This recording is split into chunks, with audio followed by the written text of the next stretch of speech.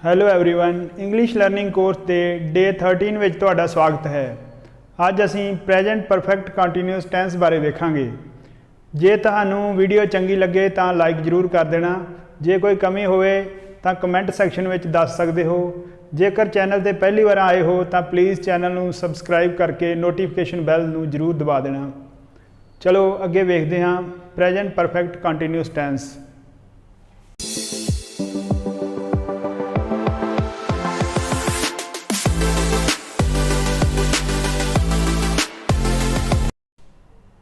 मैं ਤੁਹਾਨੂੰ ਪੜ੍ਹਾ ਰਿਹਾ ਹਾਂ। आई एम टीचिंग यू ਇਹ ਪ੍ਰੈਜ਼ੈਂਟ ਕੰਟੀਨਿਊਸ ਟੈਂਸ ਹੈ। ਪਰ ਜੇਕਰ ਇਸ ਤਰ੍ਹਾਂ ਕਹੀਏ ਕਿ ਮੈਂ ਤੁਹਾਨੂੰ 5 ਮਿੰਟ ਤੋਂ ਪੜ੍ਹਾ ਰਿਹਾ ਹਾਂ ਤਾਂ ਇਹ ਪ੍ਰੈਜ਼ੈਂਟ ਪਰਫੈਕਟ ਕੰਟੀਨਿਊਸ ਟੈਂਸ ਹੈ, ਕਿਉਂਕਿ ਇਸ ਵਿੱਚ ਪਿਛਲੇ ਸਮੇਂ ਤੋਂ ਕੁਝ ਕੰਮ ਸ਼ੁਰੂ ਕੀਤਾ ਹੁੰਦਾ ਹੈ ਅਤੇ ਅਜੇ ਵੀ ਚੱਲ ਰਿਹਾ ਹੈ। ਸੋ ਕੁਝ ਸੈਂਟੈਂਸ ਦਾ ਪਾਰਟ ਪਾਸਟ ਵਿੱਚ ਹੁੰਦਾ ਹੈ ਅਤੇ ਕੁਝ ਪ੍ਰੈਜ਼ੈਂਟ ਵਿੱਚ ਅਜੇ ਵੀ ਚੱਲ ਰਿਹਾ ਹੁੰਦਾ ਹੈ। ਸੋ ਇਸ ਟੈਂਸ ਵਿੱਚ ਲਾਸਟ ਤੇ ਫਿਕਰੇ ਦੇ ਤੋਂ ਰਿਹਾ ਹੈ, ਤੋਂ ਰਹੀ ਹੈ, ਤੋਂ ਰਹੇ ਹਨ ਆਦਿ ਹੀ ਆਉਂਦਾ ਹੈ। ਜਿਵੇਂ ਧੋਬੀ ਸਵੇਰ ਤੋਂ ਕੱਪੜੇ ਧੋ ਰਿਹਾ ਹੈ। ਦ ਵਾਸ਼ਰਮੈਨ ਹੈਜ਼ ਬਿਨ ਵਾਸ਼ਿੰਗ ਦ ਕਲੋਥਸ ਸਿੰਸ ਮਾਰਨਿੰਗ।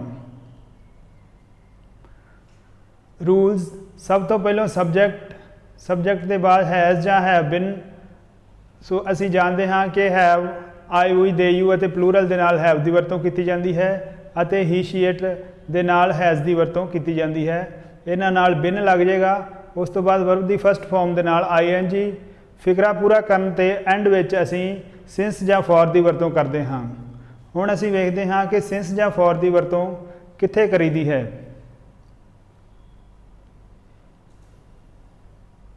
ਸਿੰਸ ਅਸੀਂ ਉਦੋਂ ਲਗਾਉਣੇ ਹਾਂ ਜਦੋਂ ਸਮਾਂ ਨਿਸ਼ਚਿਤ ਹੁੰਦਾ ਹੈ, ਜਿਵੇਂ 2 ਵਜੇ ਤੋਂ। ਸਿੰਸ 2 o'clock ਇੱਕ ਫਿਕਸਡ ਪੁਆਇੰਟ ਆਫ ਟਾਈਮ ਹੈ, ਉਸ ਤੋਂ ਹੁਣ ਤੱਕ ਅਸੀਂ ਸਮਾਂ ਗਿਣ ਸਕਦੇ ਹਾਂ। ਜੇਕਰ ਉਸ ਤਰ੍ਹਾਂ ਹੀ ਕਿਹਾ ਗਿਆ ਹੋਵੇ 2 ਘੰਟਿਆਂ ਤੋਂ, 5 ਮਿੰਟ ਤੋਂ, 7 ਮਿੰਟ ਤੋਂ, ਤਾਂ ਅਸੀਂ ਫॉर ਦੇ ਨਾਲ ਫਿਕਰਾ ਬਣਾਉਂਦੇ ਹਾਂ। ਇਸੇ ਤਰ੍ਹਾਂ ਜੇਕਰ ਮੰਡੇ, ਟਿਊਜ਼ਡੇ, ਵੈਡਨਸਡੇ ਡੇਜ਼ ਦੱਸੇ ਹੋਣ ਤਾਂ ਅਸੀਂ ਸਿੰਸ ਲਗਾਉਂਦੇ ਹਾਂ। ਜੇ ਉਸ ਤਰ੍ਹਾਂ ਹੀ ਕਿਹਾ ਗਿਆ ਹੋਵੇ ਕਿ 2 ਦਿਨਾਂ ਤੋਂ, 5 ਦਿਨਾਂ ਤੋਂ, ਤਾਂ ਅਸੀਂ for 2 days, for 5 days ਇਸ ਤਰ੍ਹਾਂ ਕਹਿੰਦੇ ਹਾਂ। ਜੇਕਰ ਮੰਥ ਨੇਮ ਦੱਸਿਆ ਹੈ ਤਾਂ ਅਸੀਂ ਉਹਨੂੰ ਸਿੰਸ ਨਾਲ ਲਿਖਾਂਗੇ। ਜੇਕਰ ਨਹੀਂ ਦੱਸਿਆ, ਜਿਵੇਂ 5 ਮਹੀਨਿਆਂ ਤੋਂ, ਤਾਂ ਅਸੀਂ ਉਸ ਨੂੰ ਫॉर ਨਾਲ ਦੱਸਾਂਗੇ। ਸਿੰਸ ਇਸੇ ਤਰ੍ਹਾਂ ਜੇਕਰ ਸਨ ਦੱਸਿਆ ਹੈ 1947 ਤੋਂ, ਸਿੰਸ 1947। ਜੇ 10 ਸਾਲ ਤੋਂ, 5 ਸਾਲ ਤੋਂ, ਤਾਂ ਅਸੀਂ ਫॉर ਦੀ ਵਰਤੋਂ ਕਰਾਂਗੇ। ਇਸੇ ਤਰ੍ਹਾਂ ਸਿੰਸ ਮਾਰਨਿੰਗ, ਕਿਉਂਕਿ ਮਾਰਨਿੰਗ ਨਿਸ਼ਚਿਤ ਸਮੇਂ 'ਤੇ ਹੀ 5 ਵਜੇ ਮੰਨਿਆ ਗਿਆ ਹੈ, ਤਾਂ ਹੀ ਅਸੀਂ ਇਸ ਨੂੰ ਸਿੰਸ ਵਿੱਚ ਹੀ ਲਿਆਉਂਦੇ ਹਾਂ। Since evening, since yesterday, for some time ਅਨਿਸ਼ਚਿਤ ਸਮਾਂ ਹੈ, ਇਸ ਲਈ ਅਸੀਂ ਉਸ ਨੂੰ ਫॉर ਨਾਲ ਲਿਖਾਂਗੇ। ਫॉर ਸਮ ਡੇਜ਼ ਇਹ ਪੀਰੀਅਡ ਆਫ ਟਾਈਮ ਹੈ ਕਿ ਕਿੰਨੇ ਦਿਨਾਂ ਚੋਂ ਕੁਛ, ਤਾਂ ਅਸੀਂ ਇਸ ਨੂੰ ਫॉर ਨਾਲ ਹੀ ਲਿਖਾਂਗੇ। ਹੁਣ ਅਸੀਂ ਕੁਛ ਐਫਰਮੇਟਿਵ ਸੈਂਟੈਂਸਸ ਵੇਖਦੇ ਹਾਂ। ਉਹ 2 ਘੰਟਿਆਂ ਤੋਂ ਪਤੰਗ ਉਡਾ ਰਿਹਾ ਹੈ। ਹੀ ਹੈਜ਼ ਬਿਨ flying the kite for 2 hours। ਬੱਚੇ ਸਵੇਰ ਤੋਂ ਹਾਕੀ ਖੇਡ ਰਹੇ ਹਨ। ਦ ਚਿਲਡਰਨ ਹੈਵ ਬਿਨ playing the hockey since morning.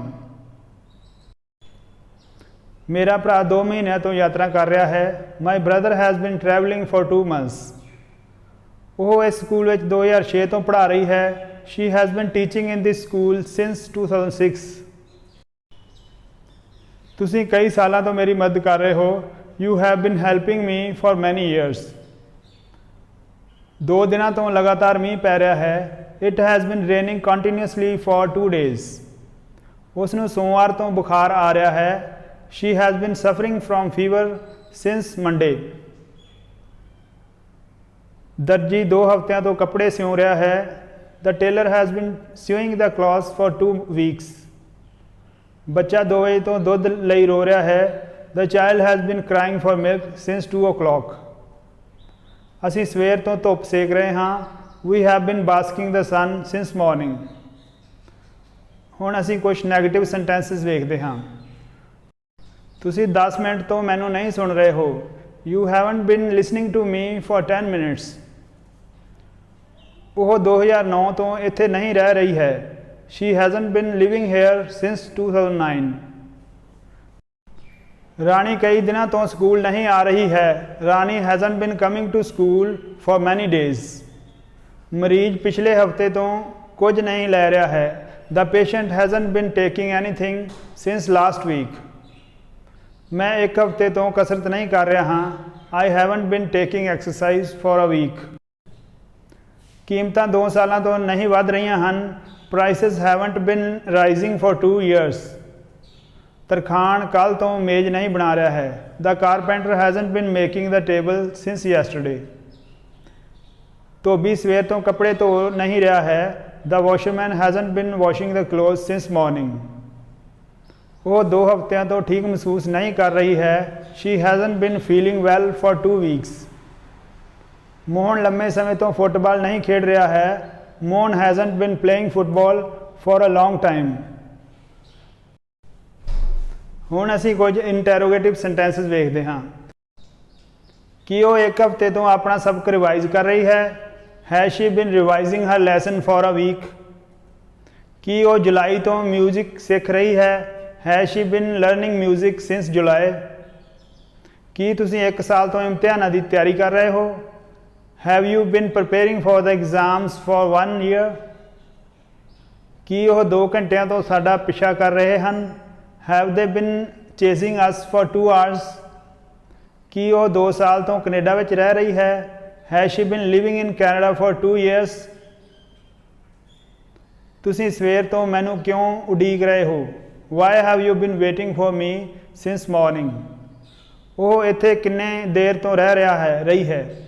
How long has she been living here. तुसीं किन्नी देर तो अंग्रेजी सीख रहे हो। How long have you been learning English. तुसीं किन्ने चिर तो इन्हां खेडां विच भाग लै रहे हो। How long have you been participating in these games. कि वो 2 सालों तो पैसा बचा रहे हैं। Have they been saving money for 2 years.